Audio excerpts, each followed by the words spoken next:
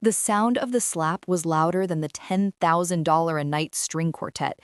Keziah Vance didn't fall. She refused to give them that satisfaction.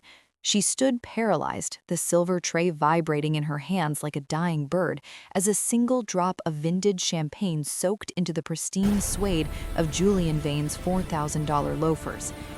"Do you have any idea?" Julian sneered, his voice projecting across the ballroom with the practiced arrogance of a man who owned the air everyone else breathed, "that these shoes cost more than your entire family makes in a year? But I suppose someone like you is used to cleaning up messes, not avoiding them."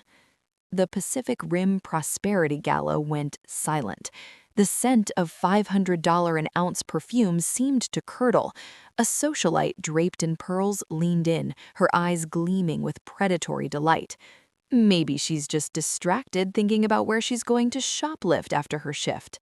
Keziah's face burned. She thought of her grandmother's house in Oakland, the peeling paint, the foreclosure notice hidden under a stack of unpaid medical bills, and the 3 jobs she was juggling while finishing her senior year at UC Berkeley.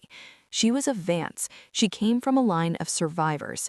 "I apologize for the accident, sir," Keziah said, her back as straight as a blade. "I'll get a cloth." "No," Julian snapped, his voice dropping to a dangerous, icy hiss. He stepped closer, smelling of expensive scotch and unearned power. "You'll get on your knees and wipe it, since you're so fond of being at people's feet." He raised a hand, not to strike, but to shove her, a dismissive gesture meant to break her spirit in front of the most powerful people in Silicon Valley. But his hand never reached her. A hand as strong as a steel vise and cold as a winter morning in Seoul clamped around Julian's wrist. The air in the room suddenly felt heavy, charged with the kind of pressure that precedes a lightning strike. In the corner of the ballroom, a man who hadn't spoken all night had finally moved. Dae-Hyun, the crown prince of the Golden Tiger Syndicate, stood there. He didn't look like a mobster. He looked like a god of war dressed by Armani. "The lady offered to clean it," Dae-Hyun said, his voice a low, melodic rumble that made the hair on the back of Keziah's neck stand up. "I suggest you take the apology before I make you offer one of your own." Julian scoffed, his face flushing a deep, ugly red. "Do you know who my father is? This is a private event. Who the hell are you?" Dae-Hyun's eyes were like flint. He leaned in, whispering loud enough for the front row to hear. "I am the man who just bought the debt on your father's skyscraper in New York 10 minutes ago, and if you don't apologize to Keziah right now, I might just decide to demolish it with him inside." Keziah gasped. He had said her name, not waitress, not girl, Keziah. "Welcome to my Afro Korean Boss stories. Before we see if Julian actually bows down, tell us, where are you watching from? Comment your location below and subscribe now to join the family, or tell us in the comments why you're missing out on this justice." Dae-Hyun turned his gaze to her. For a moment, the ballroom disappeared. He didn't see a girl in a cheap waistcoat. He saw the fire in her eyes, the same fire that had burned in his mother's eyes when she faced down the elders in Seoul. "Keziah," he said, his voice dropping to a private, protective frequency, "you don't belong in a waistcoat. You belong at the head of the table." How do you know my name?" she whispered, her heart hammering against her ribs. Dae-Hyun stepped closer, ignoring the trembling Julian. "I've been looking for you for 20 years. Before she could scream or run, the heavy oak doors of the ballroom didn't just open, they were blown off their hinges. The dust from the shattered doors hadn't even settled when the atmosphere in the room shifted from shock to pure, unadulterated terror. Julian Vane, still held in Dae-Hyun's iron grip, looked like a ghost. The threat of losing his family's crown jewel, the Vane Tower, was a knife at his throat that hurt far more than the pressure on his wrist. "Apologize," Dae-Hyun repeated. The word wasn't a request. It was an execution order for Julian's social standing. Julian looked around the room. His friends, the tech heirs and venture capitalists who had been snickering seconds ago, were now looking at their shoes. In the world of the ultra-rich, loyalty ends where a bank foreclosure begins. Julian's mouth worked silently for a moment before he croaked out the words, I'm sorry, I was out of line." To her, Dae-Hyun commanded, jerking Julian's arm so he was forced to face Keziah directly. And you will say it like you mean it, or I will ensure you never walk into a boardroom again. Julian swallowed hard, his face a mask of humiliation. I'm sorry, Keziah. The accident it was my fault. Keziah stood her ground, her heart racing. She had spent years being the invisible help, the scholarship student who worked while others played. To see the most arrogant man in Silicon Valley humbled before her felt like a fever dream. Apology accepted, Mr. Vane, she said, her voice steady. But I think you should leave. Dae-Hyun released him with a shove that sent Julian stumbling back into a table of hors d'oeuvres. Without a word, the tech heir scrambled toward the back exit, his ego shattered more thoroughly than the champagne flute Keziah had dropped. The room remained hushed as Dae-Hyun turned back to Keziah. He reached into his tuxedo jacket and pulled out a silk handkerchief, gently taking the silver tray from her trembling hands and setting it on the bar. You're shaking, he noted, his voice losing its edge of steel and replacing it with something hauntingly familiar. Who are you? Keziah whispered, her mind spinning. You said you've been looking for me for 20 years. That's impossible. I grew up in Oakland. I'm nobody. You are a Vance, Dae-Hyun replied, his eyes searching hers with an intensity that made her feel seen for the first time in her life. And in my world, that name carries more weight than all the gold in this room. You think your father was just a man who worked the docks? You think he died because of a crane accident? Keziah's breath hitched. How do you know about my father? Because my family is the reason he had to run, Dae-Hyun admitted, a flash of genuine pain crossing his aristocratic features. And my father is the reason he never came back. Before Keziah could process the weight of that confession, the secondary alarm of the Fairmont began to wail. The men who had breached the doors weren't looking to rob the Gala.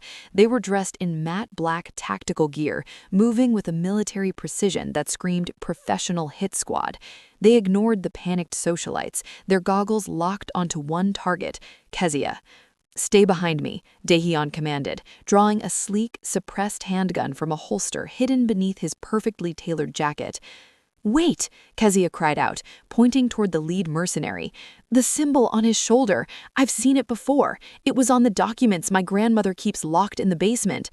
Dae-Hyun's eyes narrowed as he fired 2 precise shots, dropping a chandelier to create a barrier of crystal and fire between them and the attackers. The Golden Tiger. They aren't here for me, Keziah. They're here for you. He grabbed her hand, and this time, Keziah didn't pull away. The world of UC Berkeley, student loans, and waitressing was gone. She was being pulled into a world of liquid fire and blood, a world where her identity was the ultimate prize. But to understand how a waitress from Oakland ended up in the crosshairs of an international syndicate, we have to go back to the night everything broke. We have to go back to the humid, neon-drenched streets of Seoul 20 years ago, where the rain tasted like copper and secrets were the only currency that mattered. Keziah's father, Marcus Vance, hadn't always been a dock worker with calloused hands and a tired smile. In the late 90s, he was a ghost, a brilliant, high-level forensic accountant for the Golden Tiger Syndicate. He was the man who made billions of dollars in black money look like legitimate charitable donations. He was the only person the chairman, Dae-Hyun's father, trusted with the Red Ledger, a digital archive of every bribe, every assassination, and every treasonous deal made with Western governments. But Marcus had a weakness the syndicate didn't account for: a conscience and a daughter. When Keziah was just 4 years old, Marcus discovered that the syndicate was planning a cleansing of the Oakland shipping docks to make room for a new smuggling route, a plan that involved the systematic displacement and accidental deaths of hundreds of families. Marcus couldn't look at his daughter's innocent face and remain a silent accomplice. He stole the ledger. He fled Seoul on a cargo ship, disappearing into the fog of the San Francisco Bay. He changed his name, traded his Italian suits for heavy flannel, and took a job at the very docks he had tried to save. He thought he was safe. He thought the Golden Tiger didn't have eyes in the East Bay. He was wrong. The night he died, the air in Oakland was thick and still. Keziah, who was only 6 at the time, remembers her father pressing the silver locket into her hand. "Never take it off, Kiki," he had whispered, his eyes darting toward the shadows of their small porch. "If anything happens, go to Zendaya. Trust no one else." An hour later, a freak accident involving a malfunctioning crane crushed Marcus Vance. The police called it a tragedy. The neighborhood called it bad luck. Only Zendaya, Marcus's mother-in-law, knew the truth, or so Keziah thought. Growing up, Keziah lived in a world of curated poverty. Zendaya was the pillar, the woman who worked double shifts as a nurse to keep the lights on. She was the one who pushed Keziah to study, to get into Berkeley, to be better than the streets that took your father. Keziah never questioned where the extra money for her tuition came from. She never questioned why their house, despite the foreclosure notices, never actually went to auction. She believed in the struggle. She believed in the narrative of the hardworking Black grandmother surviving against the odds. She didn't know that every cent of her scholarship was blood money. She didn't know that Zendaya wasn't protecting her, she was gardening her, waiting for the moment the fruit was ripe enough to harvest for the syndicate. In the dark basement of that Oakland house, while Keziah studied Shakespeare and macroeconomics, Zendaya was sending weekly reports to Seoul. The ghost of Seoul hadn't just left a daughter behind, he had left a map. And as the Golden Tiger elders grew older and more paranoid, the map in Keziah's locket became the most valuable object in the world. Back in the present, as the Fairmont ballroom burned, Keziah felt the cold weight of that silver locket against her skin. It wasn't a memento of a father's love, it was a target. "Your father didn't die for a crane," Dae-Hyun shouted, shielding her as a spray of glass erupted from a nearby pillar. "He died because he was the only man brave enough to rob my father, and now they think you have what he took." Keziah looked at the locket, then at the man whose family had destroyed hers. The great injustice wasn't just the mockery at the gala, it was the 20 years of lies she had inhaled like oxygen. The service corridor of the Fairmont was a blur of industrial gray and flickering fluorescent lights. Dae-Hyun moved like a predator in a tuxedo, his movements fluid and lethal. Every time a black-clad operative rounded a corner, Dae-Hyun was already there, a blur of motion, a muffled crack of his weapon, and a silent body hitting the linoleum. Keziah followed, her breath hitching in her chest. She had spent her life avoiding conflict, resolving disputes with logic and a calm voice. Now she was stepping over the fallen soldiers of a shadow war she hadn't known existed. "You're not just a businessman," she gasped as they reached a heavy steel door leading to the parking garage. "Venture capitalists don't move like that." Dae-Hyun didn't look back. He was busy scanning the garage through a small glass pane. "My father didn't send me to prep school. He sent me to the DMZ to learn how to survive. Soulbridge Holdings is a mask, Keziah. I use it to move money where my father can't track it." "Why?" she asked, her voice trembling. "Why go against your own family for me?" He stopped then, turning to face her. The cold, flinty gaze he had used on Julian Vane softened, just for a second. "Because my mother was like you. She was a woman of color in a world that hated her for her skin and feared her for her mind. She died trying to protect me from the syndicate's rot. When I found out Marcus Vance had a daughter, an American girl with his brilliance and her strength, I swore I wouldn't let them extinguish your light too." He reached out, his thumb brushing a smudge of soot from her cheek. "I'm not just protecting you because of the ledger, Keziah. I'm protecting you because you are the only thing left in this world that isn't for sale." Before she could respond, a black SUV roared toward them from the depths of the garage, its tires screaming against the concrete. Dae-Hyun didn't flinch. He shoved Keziah behind a concrete pillar, just as a hail of gunfire chewed into the stone. "Get in the car," he roared, pointing to a silver armored sedan that had just drifted into view, driven by one of his loyalists. Keziah scrambled into the back seat, the door slamming shut with a heavy vacuum-sealed thud. Dae-Hyun dove in beside her, and the car accelerated with such force she was pinned against the leather. As they sped out of the garage and onto the foggy streets of San Francisco, Keziah looked at the man beside her. He was a prince of a dark empire, a man with blood on his hands and a debt to her family that could never be fully repaid. He was her only hope, and yet he was the son of the man who murdered her father. "If we survive this," Keziah said, her voice dropping to a whisper, "I want to know everything. No more shadows." Dae-Hyun looked at the silver locket dangling from her neck. "The shadows are where the truth lives, Keziah, but tonight we're going to burn them all down." The car lurched as a black motorcycle swerved in front of them, the rider raising a submachine gun. The chase had moved from the ballroom to the streets, and the shadow protector was the only thing standing between Keziah and a grave next to her father. The Fairmont San Francisco was no longer a palace of diplomacy. It was a gilded cage being torn apart by wolves. As the service elevator doors hissed shut, muffling the screams of the elite, Keziah felt the floor drop. It wasn't just the descent, it was the sickening realization that her life, the one involving textbooks, double shifts, and Oakland sunsets, had evaporated the moment that champagne hit Julian Vane's shoe. "The secondary alarm is a silent feed to the Golden Tiger's local cell," Dae-Hyun explained, his voice low and clinical as he checked the magazine of his weapon. "They've been embedded in San Francisco's infrastructure for decades. They don't just own buildings, they own the signals between them." Keziah leaned against the cold metal wall of the elevator.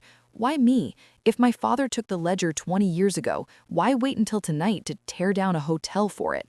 Dae-Hyun looked at her, his flinty eyes reflecting the dim emergency light. "Because tonight was the first time you stepped out of the shadows.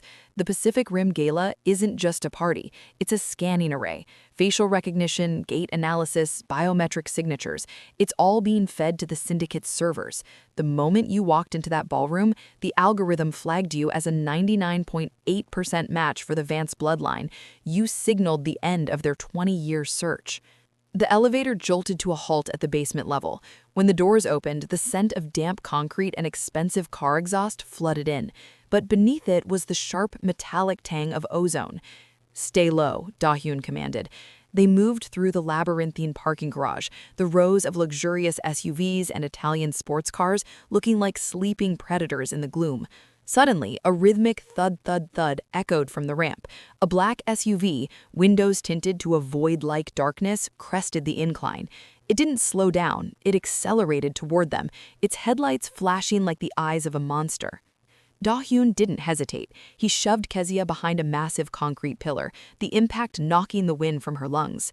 A split second later, a hail of suppressed gunfire chewed into the stone, spraying shards of concrete into her hair. The siege had reached the subterranean levels. "They aren't trying to capture you anymore," Dae-Hyun gritted out, firing a precise burst that shattered the SUV's windshield. "The orders have changed. If the Golden Tiger can't have the Vance ledger, they'll ensure the ledger dies with the last Vance." Keziah's hand flew to her chest, her fingers brushing the silver locket. It felt unnaturally hot against her skin. "They think it's on me right now?" "They think you are the map," Dae-Hyun said, moving with a fluid, lethal grace as he returned fire, pinning the attackers behind their vehicle. "In their world, people are just storage devices. They think your father encoded the location in your life, your routine, or your very body." Another vehicle entered the garage from the opposite side, flanking them. The sound of tires screaming against the polished concrete was a high-pitched wail that made Keziah's ears ring. She saw the emblem on the side of the second car, a stylized golden tiger coiled around a globe.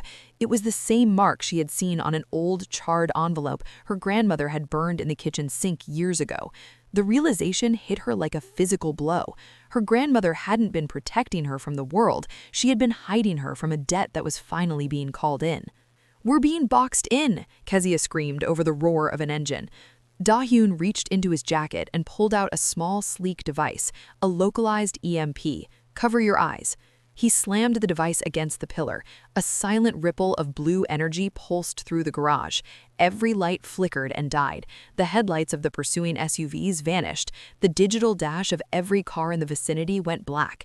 In the sudden, absolute darkness, the only sound was the heavy breathing of two people fighting for a life they no longer recognized. Dae-Hyun grabbed her wrist, his grip like a brand. "Now, move." They sprinted through the dark, guided only by the dim red glow of the exit signs. Dae-Hyun led her to a silver armored sedan parked in a private bay. He didn't use a key. The car recognized his biometric signature and purred to life, its independent electrical system unaffected by the pulse. As they swerved out of the garage and onto the foggy streets of San Francisco, the scale of the siege became clear. Black motorcycles were already weaving through the cable car tracks, their riders dressed in tactical gear that made them look like shadows given form. The Fairmont was just the beachhead. They've hijacked the city's traffic grid. Look. Keziah looked out the window. Every traffic light they approached turned a solid, defiant red, while the side streets remained green, funneling them toward the waterfront, away from the safety of the police precincts and toward the isolated stretches of the Embarcadero. "They're hurting us," Keziah whispered, the terror finally turning into a cold, sharp clarity. "Like cattle." "They're hurting us toward the bridge," Dae-Hyun corrected, his voice tight with a newfound urgency. "They want to take us over the water, where there are no witnesses and no escape. But they've forgotten one thing." "What's that?" "I'm the one who designed the bridge's new security architecture," he said, a ghost of a predatory smile touching his lips. "If we're going to the Golden Gate, we're going on my terms." The siege of the Fairmont was over, but the war for Oakland's soul and Keziah's life was just entering its second act. As the car roared toward the bridge, the crystal chandeliers of the Gala were a million miles away, replaced by the cold, unforgiving fog of the Pacific. The armored sedan roared like a caged beast as Dae-Hyun floored the accelerator, weaving through the midnight traffic of the Embarcadero. The Bay Bridge loomed ahead, a gateway of steel and fog, but the path was crawling with the Golden Tiger's shadows. Beside him, Keziah felt every vibration of the engine in her teeth. The silence inside the car was a vacuum, filled only by the heavy thrum of her own pulse and the distant, rhythmic thwack, thwack, thwack of a helicopter tailing them from above. The adrenaline is peaking. If you think Dae-Hyun will get her out alive, hit subscribe to my Afro Korean Boss stories right now. If you're leaving Keziah behind, tell us why in the comments. We want to know. "You said my father died because of a crane," Keziah whispered, her voice cracking the tension. "But at the gala, you said your father was the one who ordered it. Which is it, Dae-Hyun? Is he a murderer, or are you just using his ghost to manipulate me?" Dae-Hyun's knuckles were white, his hands fused to the steering wheel at 10 and 2. He didn't look at her. His eyes were locked on a black SUV that was trying to ram their rear quarter panel. "Both," he gritted out. "The crane didn't malfunction, Keziah. The operator was a syndicate initiate looking to prove his loyalty. My father didn't just want Marcus Vance dead. He wanted it to look like a failure of the very docks Marcus was trying to protect. He wanted to spit on your father's grave by making his death an industrial accident caused by the people he loved." A heavy jolt rocked the car. The SUV behind them had made contact. The sound of grinding metal screeched through the cabin like a dying banshee. Keziah grabbed the dashboard, her eyes wide as she saw the dark water of the bay rushing past the window. "I spent years hating the docks," Keziah said, tears of rage finally blurring her vision. "I hated the union, I hated the safety inspectors, I hated the very air of Oakland because I thought it was an accident-prone. You lived a lie for 20 years because your family needed to balance a ledger?" "Not just a ledger," Dae-Hyun countered, swerving hard to the left, sending the pursuing SUV spinning into a concrete barrier. "The U.S. senators, every port authority officer, and every high-ranking police chief who took Golden Tiger gold to look the other way while my father moved tons of illicit cargo through your backyard. Your father wasn't just an accountant, he was a revolutionary. He realized that the only way to save Oakland was to cut off the head of the snake. He stole the snake's brain, Keziah, and he died trying to get it to the light." The helicopter above banked low, a searchlight cutting through the fog and illuminating the interior of their car in a blinding rhythmic strobe. "Why tell me now?" Keziah screamed over the noise. "Why wait until men are trying to blow us off the road?" "Because I thought I could find it without you," Dae-Hyun roared back, his composure finally breaking. "I've spent 5 years and $40 million scouring every inch of Oakland. I've bugged your house, I've tracked your grandmother, I've followed your every move since you stepped on the Berkeley campus. I thought I was the shadow protector, but I was just another ghost haunting you. I realized tonight when I saw you standing up to Julian Vane that you're not a victim. You're the key. You're the only one Marcus would have trusted with the location because you're the only one with his blood." Keziah felt a cold shiver that had nothing to do with the air conditioning. "You've been watching me? The scholarship I got in my junior year? The anonymous donor who paid for my grandmother's heart surgery?" "It was me," Dae-Hyun admitted, his voice dropping to a low, shameful rumble.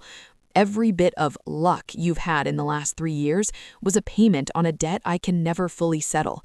I wanted to give you a life where you didn't have to look over your shoulder, but my father's patience ran out. He knew I was close to you. He knew if I found the ledger, I'd use it to dismantle everything he built." A motorcycle rider pulled alongside the passenger window, raising a jagged submachine gun. Keziah didn't scream this time. She watched as Dae-Hyun reached into the center console, pulled a small remote, and pressed a button. A hidden port in the sedan's door hissed open, and a pressurized burst of oil and smoke erupted, sending the motorcycle into a lethal slide. "I don't want your money, Dae-Hyun," Keziah said, her voice chillingly calm. "And I don't want your protection. I want the truth. My grandmother, she told me my father was a hero. She told me he died for us." "Zendaya is a complicated woman, Keziah," Dae-Hyun said, his eyes narrowing as they approached the Sausalito exit. "She survived the syndicate's reach for 20 years. That doesn't happen by accident. In our world, survival always has a price." "What does that mean?" "It means we're going to Sausalito," he said, drifting the car off the highway and into the winding, tree-lined roads of the cliffside. "We're going to my safe house, and then you're going to tell me exactly what your father said to you the last night you saw him. Because if we don't find that ledger in the next hour, my father's scorched earth policy won't just stop at me, it will finish what he started at the docks 20 years ago." Keziah looked out at the dark trees, her hand instinctively going to the locket. The high-speed confession had stripped away the last of her innocence. She wasn't a waitress anymore. She was a weapon in a war between a father and a son, and her own history was the ammunition. "The safe house isn't safe, is it?" she asked. Dae-Hyun didn't answer. He just drove faster. The silver sedan ascended the winding, fog-drenched roads of the Marin Headlands with a predatory hum. Below them, the Golden Gate Bridge was a skeletal ghost draped in white, its orange towers barely visible against the black expanse of the Pacific. Dae-Hyun steered the car with a mechanical precision that felt alien to Keziah. Every movement was calculated, every glance at the GPS a strategic maneuver. They weren't just driving to a house, they were entering a fortress. "The Sausalito estate's off the grid," Dae-Hyun said, his voice cutting through the heavy silence of the cabin. "It's registered to a shell company, 3 layers deep. Even my father's most advanced analysts shouldn't be able to pin it to me for at least another 6 hours. That gives us a window." Keziah stared out the window at the jagged cliffs. The beauty of the Bay Area felt like a lie now, a thin veil of luxury pulled over a foundation of violence. 6 hours isn't long enough to find a ghost, Dae-Hyun. If the ledger isn't in my locket and it's not in the floorboards, where could it be? "We'll find it," he said, though his jaw was set tight. "But first, we need to know what you're up against. Look at the screen." He tapped the center console, and a series of dossiers appeared. Faces of men in suits, bank records, and maps of the Oakland docks scrolled by. "Your grandmother, Zendaya, has been receiving monthly transfers from a bank in Macau for 20 years. The amount never changes. It's exactly the cost of your tuition, your healthcare, and the mortgage on that house. She didn't just hide you, Keziah. She was a custodian. In the syndicate's eyes, she was the one keeping the assets safe until it was time to collect." "I am not an asset," Keziah snapped, her voice trembling with a mixture of grief and fury. Dae-Hyun pulled the car into a long, hidden driveway that terminated at a minimalist mansion of glass and steel, perched precariously over the crashing waves. The heavy, reinforced gates hissed shut behind them. The Sausalito trap began to spring, though neither of them knew it yet. The house was a masterpiece of cold, modern design, all marble floors and floor-to-ceiling windows that looked out over the abyss. Dae-Hyun's men, a small team of loyalists dressed in gray tactical gear, emerged from the shadows to greet them. "Secure the perimeter," Dae-Hyun ordered. No one enters without my biometric override. Shut down all external comms except for the encrypted satellite link. Keziah walked to the center of the vast living room, her small frame dwarfed by the scale of the room. She reached up and touched the locket again. The silver was cold now, echoing the environment. The ledger is in my grandmother's basement, Keziah insisted, her voice small but firm. Under the floorboards, in the laundry room. My father took me there once when I was 5. He told me that if the monsters ever came, that's where the magic was hidden. We have to go back for her. If she's a custodian, she's in danger the moment they realize we've run. Dae-Hyun walked over to a terminal, his expression darkening as he scrolled through a fresh feed. Keziah, your grandmother isn't in Oakland. My scouts just breached the house. It's empty. No signs of a struggle. No forced entry. It looks like she packed a bag and left hours before the gala even started. A cold chill, sharper than the Sausalito fog, raced down Keziah's spine. That's impossible. She can barely walk without her cane. She wouldn't just leave. Suddenly, the lights in the mansion flickered and died, plunging them into a blue-tinted darkness. The sound of the waves below seemed to grow louder, more menacing. The large glass screen on the wall, the one Dae-Hyun had used for his dossiers, suddenly flared to life, casting a harsh, artificial light over the room. A video call was requesting access. There was no ID, only a Golden Tiger icon. Don't answer it, Dae-Hyun warned, his hand moving to his weapon. But the call answered itself. The image flickered, grainy at first, then sharpening into high definition. It wasn't the chairman. It wasn't a hitman. It was Zendaya. She was sitting in a high-backed leather chair that looked like it belonged in a palace. She wasn't wearing her housecoat or her nursing scrubs. She was draped in a silk wrap, a glass of dark cognac in her hand. Her eyes, usually so warm and full of grandmotherly wisdom, were as cold and calculating as Dae-Hyun's. Betrayal by blood. Can you believe her own grandmother sold her out? Subscribe to my Afro Korean Boss stories to see the ultimate payback, or explain your silence in the comments. Keziah, honey, Zendaya said, her voice smooth and devoid of its usual Oakland lilt. I told your father that curiosity would be the death of this family. You didn't think a waitress could afford Berkeley tuition on tips alone, did you? I've been on the syndicate's payroll since before you were born. I didn't hide you because I loved you. I hid you because you were my retirement plan. Standing behind her, a hand resting familiarly on her shoulder, was Julian Vane. He was smiling, a jagged, ugly expression that radiated triumph. Surprise, sweetheart, Julian sneered into the camera. The Vane family doesn't just do real estate. We're the American distributors for the Golden Tiger. And your hero, Dae-Hyun, he's not here to save you. He's here because he thinks you're the key to his father's throne. Keziah felt the world tilt. The man who had protected her and the woman who had raised her were both pieces of a puzzle she couldn't solve. The Sausalito trap wasn't just a location, it was the total destruction of her reality. Grandmother, why? Keziah whispered, the word barely audible. Because blood is just a liquid, Keziah, but gold is a foundation. Now, give the young master the locket, and maybe you'll live long enough to see what a real empire looks like. The screen went black. In the silence that followed, Keziah heard the distinct click-clack of weapons being readied, not from outside, but from the men standing right behind her. The silence in the Sausalito mansion was heavy, thick with the scent of ozone and the metallic tang of betrayal. Keziah stood frozen in the center of the room, the image of her grandmother, the woman who had tucked her in, braided her hair, and promised her the world, still burned into her retinas like a solar flare. Zendaya hadn't looked like a victim. She had looked like a queen reclaiming a throne built on 20 years of lies. Dae-Hyun didn't move. He stood with his back to the darkened windows, his shadow stretching long across the marble floor. "Lower your weapons," Dae-Hyun said, his voice a low, dangerous vibration.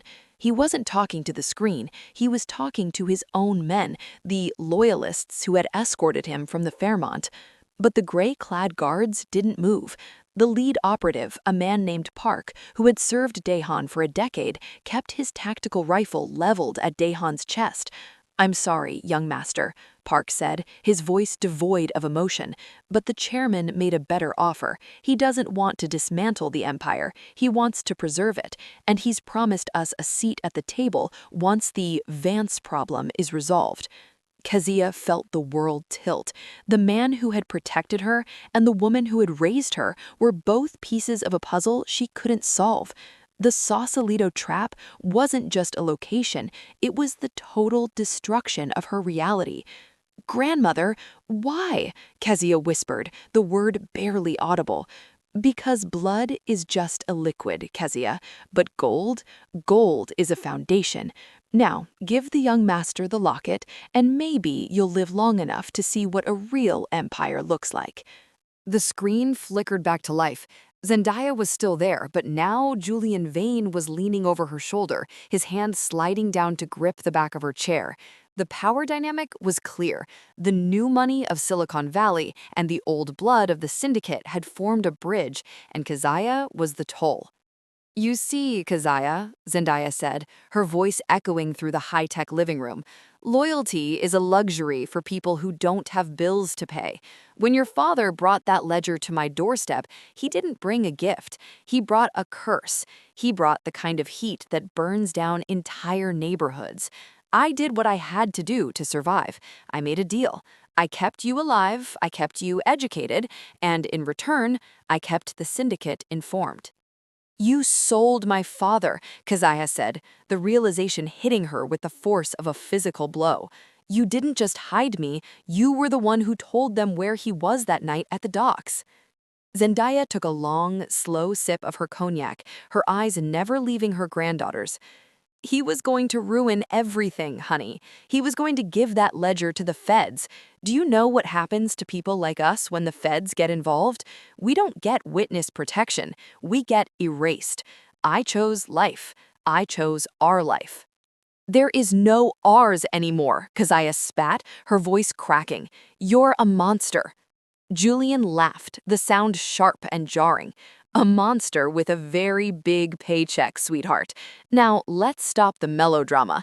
Dae-Hyun, you're smart. You know you're outmanned. The mansion is surrounded. My father's private security is 5 minutes out. Give us the locket, and maybe I'll convince the chairman to let you live in exile, somewhere quiet, somewhere far away from my real estate." Dae-Hyun looked at Keziah. In that moment, she saw the crown prince vanish, replaced by a man who was truly alone. "The ledger isn't in the floorboards, is it, Keziah?" "No," she whispered, her hand moving to the silver locket.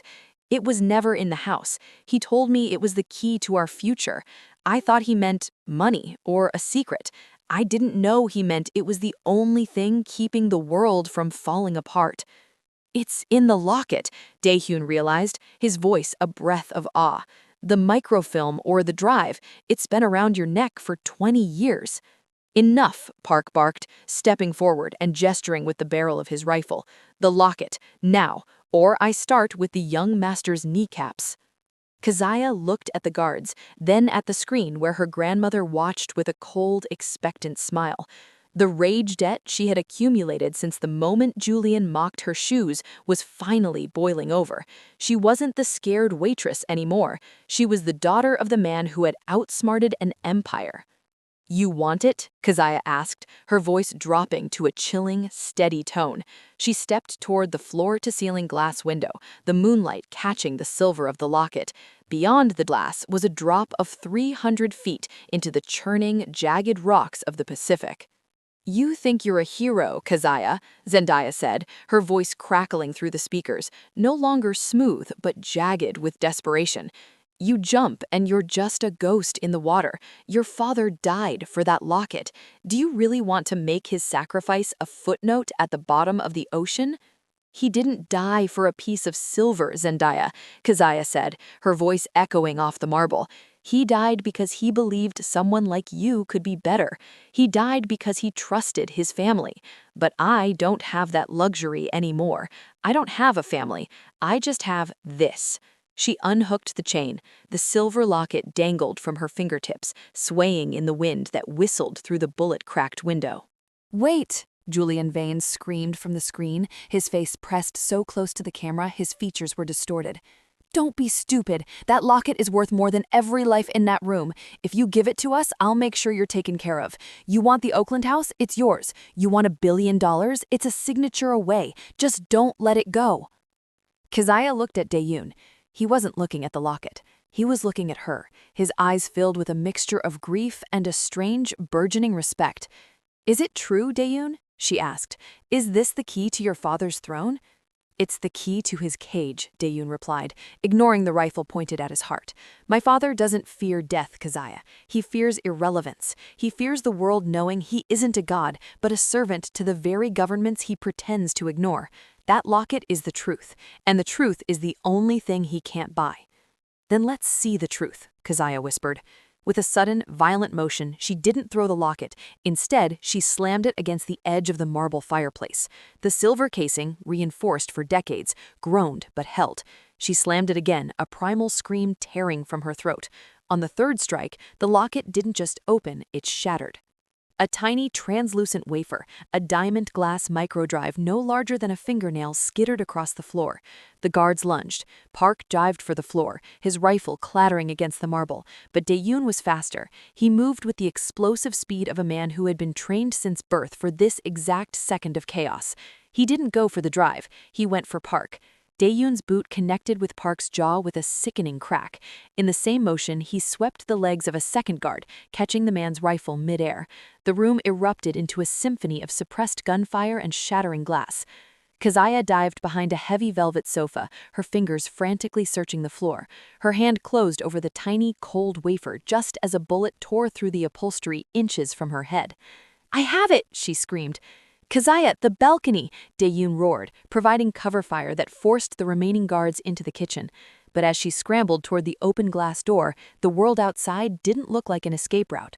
The roar of a helicopter intensified, the downwash from its blades whipping the curtains into a frenzy. A searchlight, blue and blinding, flooded the room. It wasn't the Golden Tiger. The screen in the living room suddenly went static, Zendaya's horrified face replaced by a pulsing red emblem, a stylized hawk gripping a broken arrow. "The East Coast faction," Dae-Hyun hissed, his face pale. "The Sokolov network. They've been waiting for us to flush the drive out of hiding." An explosion rocked the front of the mansion, blowing the reinforced doors inward. A flashbang grenade detonated, filling the room with white light and a high-pitched ringing that turned Keziah's world into a silent, slow-motion nightmare. Through the haze of smoke and dust, a figure emerged. It was a woman, dressed in a tactical suit that looked more like liquid shadow than fabric. Her hair was cut into a sharp, lethal bob, and her eyes were a cold, piercing blue that seemed to see right through the smoke. She stepped over the body of one of the fallen guards with the bored indifference of someone stepping over a puddle. "The Vance girl," the woman said, her voice like velvet-wrapped iron. She looked at Keziah, then at the tiny drive clutched in her hand. "You've caused quite a lot of trouble for a waitress." She raised a sleek, high-tech crossbow, the bolt leveled directly at Keziah's throat. "Actually," the thin, predatory smile touched her lips, "I think I'll take that locket, and the girl. The chairman can have the boy's head. I want the brains of the operation." Keziah looked at the cliff behind her, then at the mystery woman, then at Dae-Hyun, who was struggling to stand, blood streaming from a wound on his temple.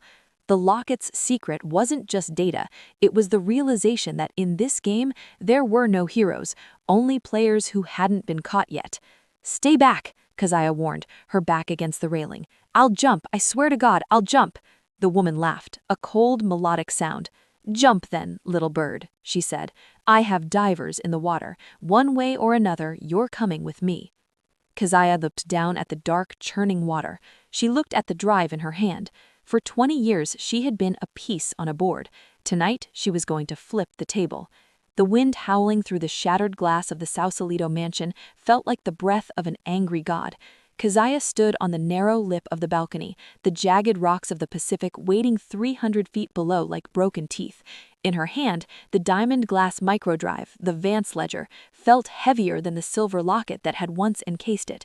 It was the weight of 1,000 secrets, the weight of her father's life, and the weight of a future she hadn't asked for. The mystery woman with the sharp bob, the vanguard of the Sokolov network, took a slow step forward. Her tactical boots crunched on the shards of the Fairmont's ruined history. "The locket is broken, Keziah. The game is over," the woman said, her voice barely rising above the gale. "You jump, and my divers harvest you from the surf. You stay, and you become the most protected woman in the world. Choose the cage that comes with a view."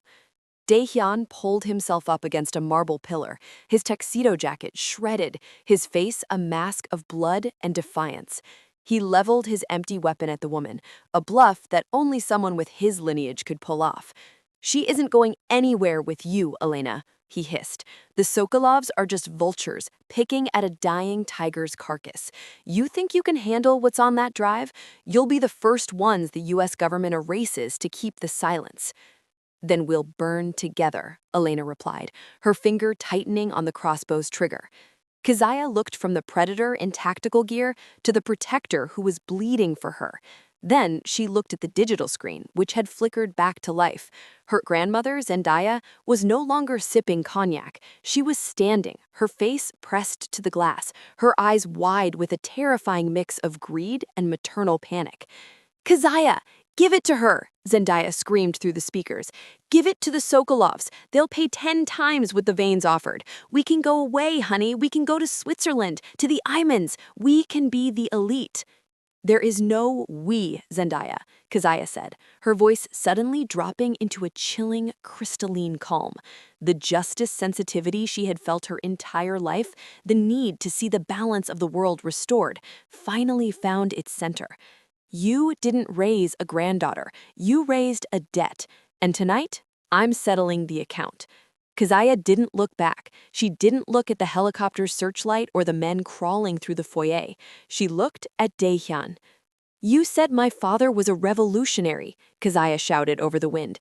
"He didn't steal this to sell it. He stole it to end it." "Keziah, no!" Dae-Hyun lunged, but he was too slow. Keziah didn't jump. She didn't drop the drive.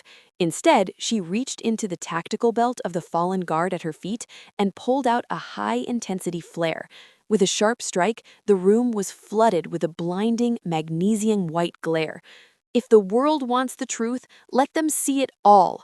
Keziah didn't destroy the drive. She jammed it into the satellite uplink port of the mansion's main server, the one Dae-Hyun had used to control the city's grid. "What are you doing?" Elena screamed, shielding her eyes from the flare. "I'm not giving it to the Golden Tiger, and I'm not giving it to the Sokolovs. I'm uploading it to the cloud, to the press, to the dark web, to every server in every university from Berkeley to Seoul. The Vance ledger belongs to the people now." The progress bar on the screen flickered. 10%, 40%, 80%. "You're signing our death warrants!" Julian Vane's voice shrieked from the screen as he realized his family's empire was evaporating in real time.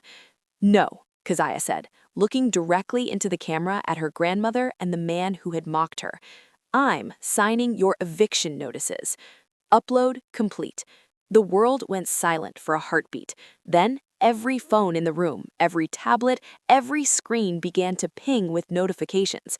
The Vance leak was trending before the helicopter could even bank away. The secrets were out. The bribes, the assassinations, the rot. It was all public. Elena lowered her crossbow.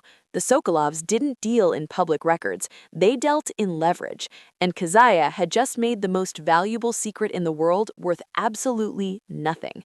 With a look of pure disgust, the woman tapped her earpiece. "Target is neutralized. The asset is worthless. Extract."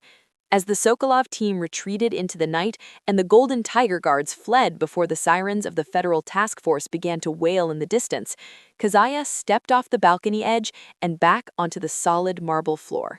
Dae-Hyun slumped against the pillar, a weak, genuine laugh escaping his lips. "You did it! You actually burned the throne!" "I didn't burn it for you," Keziah said. "I burned it for my father, and for every waitress who's ever had to wipe a billionaire's shoe." She looked out at the sunrise beginning to bleed over the San Francisco Bay. She was still Keziah Vance. She was still a senior at Berkeley, but she was no longer invisible. She was the woman who had brought the monsters into the light. The justice is served.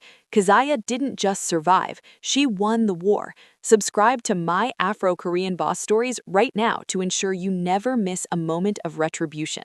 If you aren't subscribing, tell us in the comments, are you afraid of the truth getting out? Stay tuned. Our next story is even more explosive. Imagine a maid who discovers she's the biological heir to a Korean tech empire, and her first order of business, firing the CEO who framed her mother. You won't want to miss the CEO's worst nightmare, coming next time only on My Afro Korean Boss Stories.